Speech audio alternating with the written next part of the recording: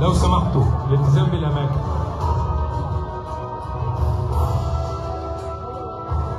يعني متابعي كايرو لايف قناه القاهره 24، يعني محافظه بورسعيد كلها في الشارع زي ما حضراتكم شايفين كده.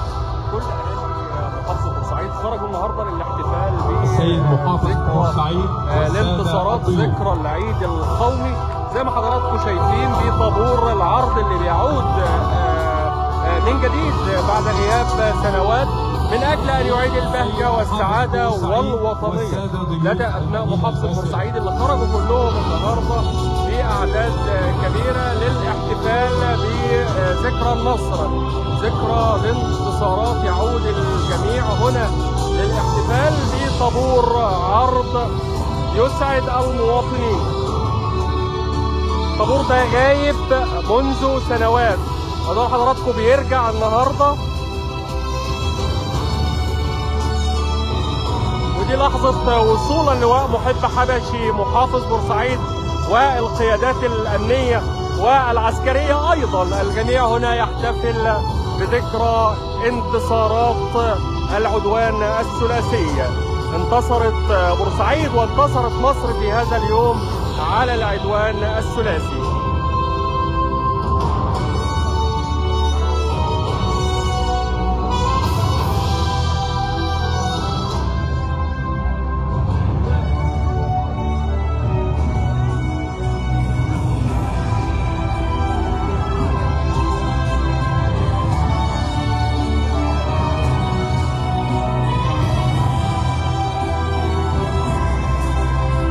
بورسعيد تحتفل بذكرى النصر. احتفالات كبيرة في شوارع محافظة بورسعيد، والآلاف من المواطنون يحتفلون هنا بذكرى انتصار المدينة على العدوان الثلاثي. بسم الله الرحمن الرحيم.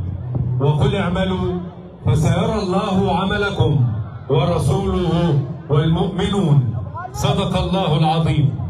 السيدات والسادة، ضيوف المدينة طبعا رافعين أعلام مصر، أبناء بورسعيد، في مثل هذا اليوم منذ 69 عاما خرج أبناء بورسعيد أجدادكم وآباؤكم رجالا ونساء، شبابا وشيوخا، بأبسط ما يحملون من أسلحة ومعدات منزلية كي يقاوموا جيوش أقوى 3 دول في هذا التوقيت، انجلترا وفرنسا واسرائيل. واستطاعوا بايمانهم بالله وبوطنهم وبقيادتهم دحر العدوان الثلاثي على ارض الباسله. وفي 23 من ديسمبر عام 1956 خرج اخر جندي بريطاني من ارض الباسله. ومنذ هذا التاريخ ومصر كلها وبورسعيد تحتفل بذكرى عيد النصر، عيد بورسعيد الذي يوافق 23 من ديسمبر من كل عام. أهلا بحضراتكم في إطار احتفالات مصر وبورسعيد بالذكرى 69 لدحر العدوان الثلاثي. هذا الاحتفال الذي يقام برعاية وحضور معالي اللواء أركان حرب محب حبشي محافظ بورسعيد.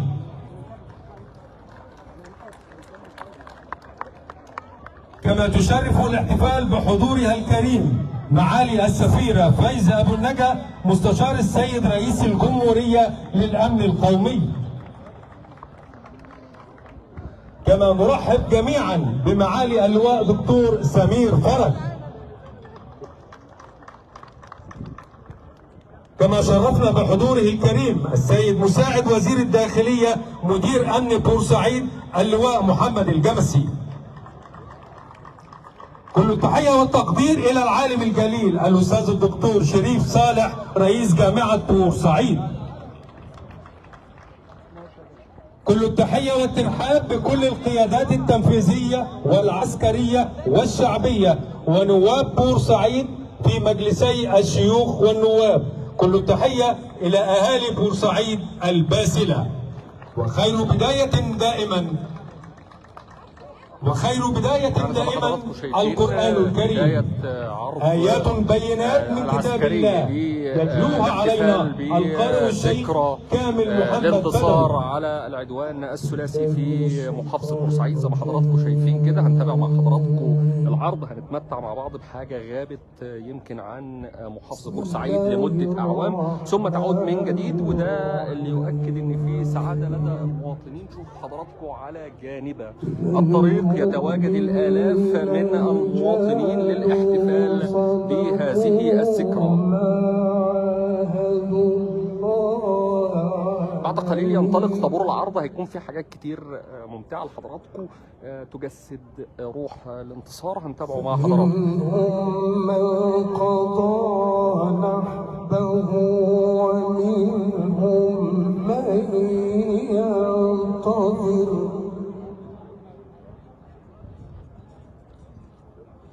وما بدلوا تبديلا.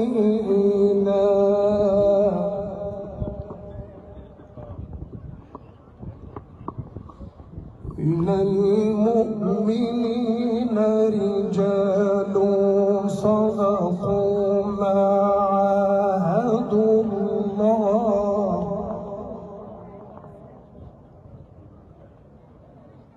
رجال صدقوا ما عاهدوا الله عليه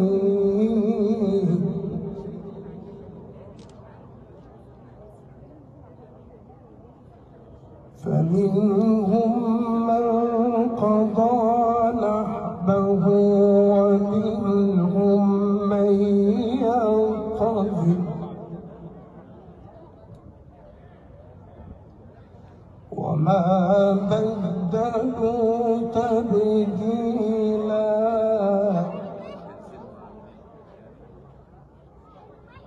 ليجزي الله الصادقين بصدقهم ويعذب المنافقين إن شاء أو يتوب عليهم إن الله كان غفورا رحيما.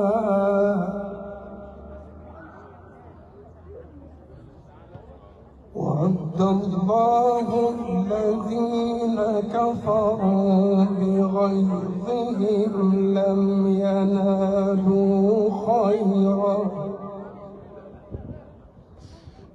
وكفى الله المؤمنين القتال وكفى الله المؤمنين القتال وكان الله قويا عزيزا. صدق الله العظيم. صدق الله العظيم. الحضور الكريم، بورسعيد البوابة الشمالية، قاطرة التنمية. بورسعيد جوهرة مصر.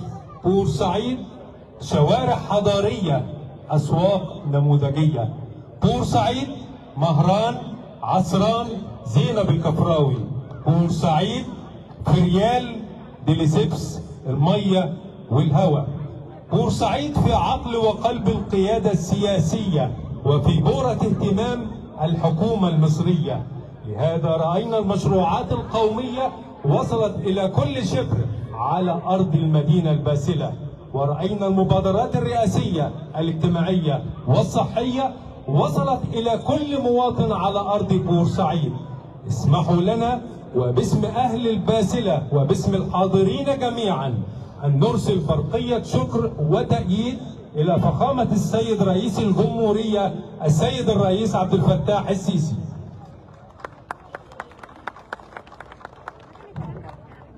الحضور الكريم، ضيوفنا الأعزاء، والآن نبدأ مع حضراتكم مراسم احتفالنا بالذكرى 69 لعيد النصر. مع حضراتكم الآن يبدأ طابور العرض الفني والشعبي احتفالا بالعيد القومي للمحافظة.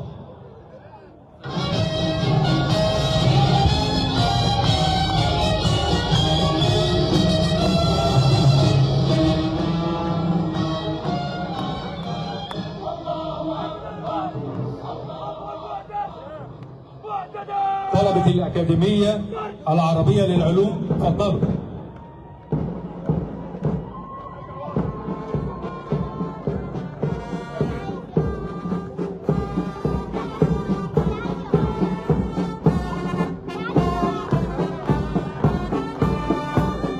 يبدأ طابور العرض بطلبة الأكاديمية العربية للعلوم والتكنولوجيا والنقل البحري ومن المنظمات المتخصصة التابعة لجامعة الدول العربية، والتي تؤدي دورا مهما في تخريج الكوادر المؤهلة لسوق العمل في محافظة بورسعيد وفي الإقليم عامة من خلال ربط التعليم ومناهج التدريس بالكليات المختلفة بسوق العمل الواعدة على أرض المدينة الباسلة.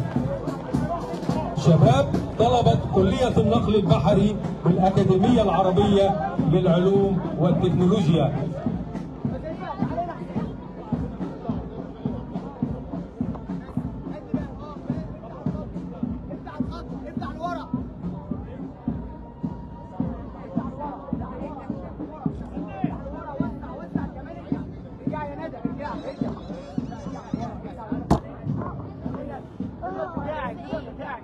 طلبة الأكاديمية العربية للعلوم والتكنولوجيا والنقل البحري.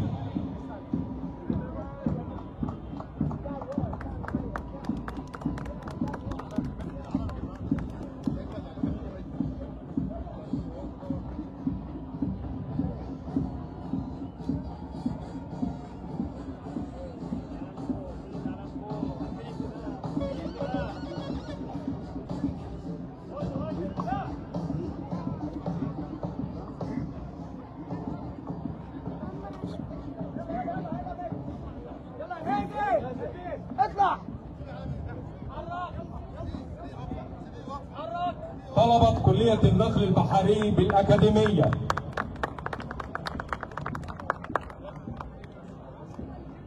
والآن يبدأ طابور عرض الفرق المختلفة التي تمثل جامعة بورسعيد العريقة.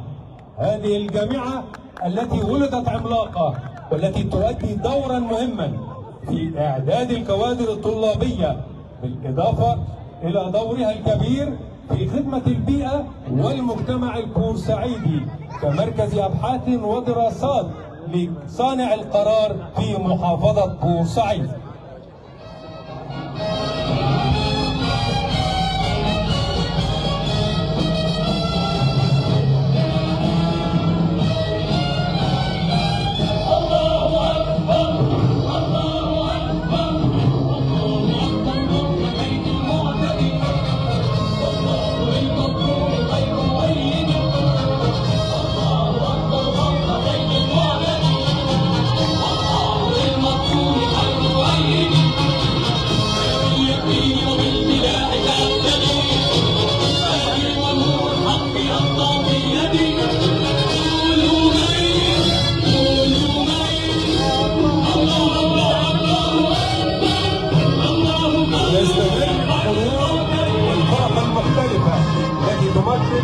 طلبة وطالبات جامعة بورسعيد بكلياتها المختلفة.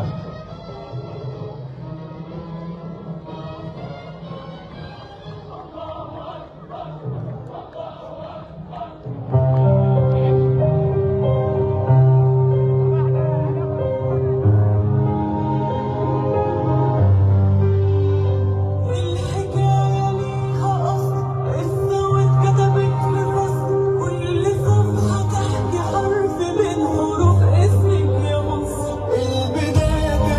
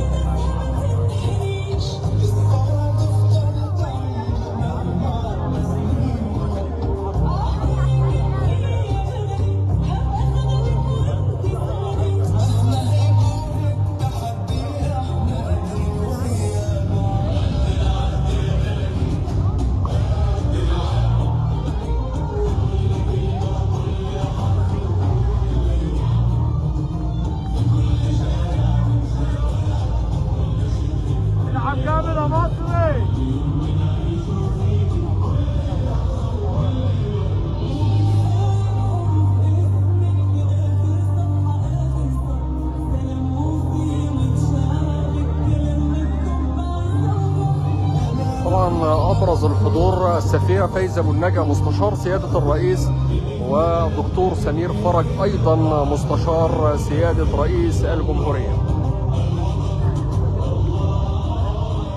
وزي ما حضراتكم شايفين كده بورسعيد تحتفل بعرضا عسكريا وعرضا يشارك فيه الطلاب من جامعه بورسعيد.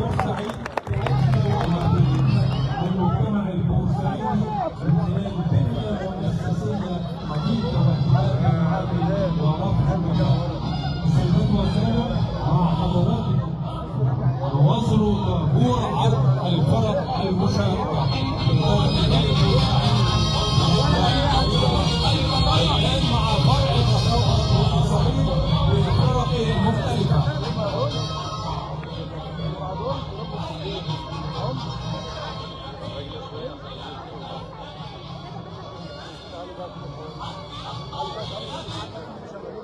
عروض فرع ثقافة بورسعيد.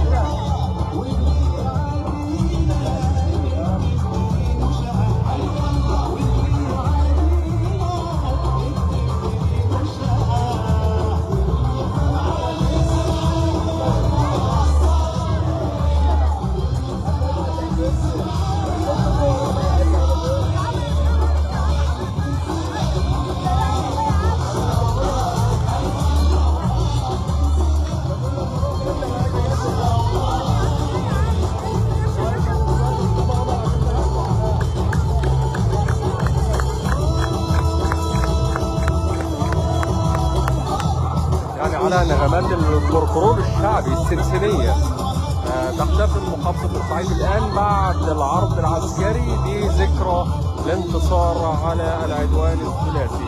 المدينة الباسلة، المدينة العظيمة، المدينة التي انتصرت على 3 دول عظمى ظنوا أنهم قادرون على احتلال مصر من بوابة بورسعيد، لكن وقف أبناء محافظة بورسعيد بكل بطالة وبكل رجولة يدافعون عن مصر كاملة، هم وقواتهم المسلحة. المقاومة الشعبية هنا في محافظة بورسعيد انتصرت المقاومة الشعبية، ليس فقط رجالها وإنما رجالها ونساؤها وشبابها وحتى أطفالها كانوا جميعا حجة، كانوا جميعا أبطال.